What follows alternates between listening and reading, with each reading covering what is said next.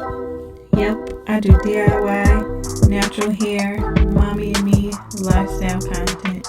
I do it all.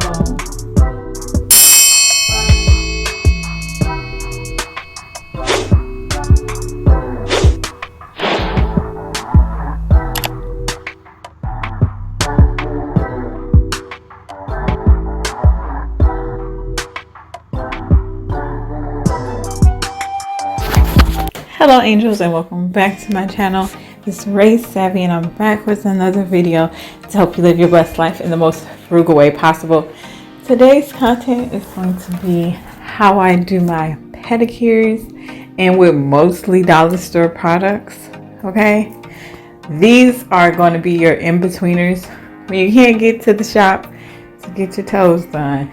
This is what's gonna get you to the next pedicure. Okay, you can obviously upgrade yourself and do it for more, but this is why I'm here, because I am the frugal queen, to show you you can do it with dollar store items.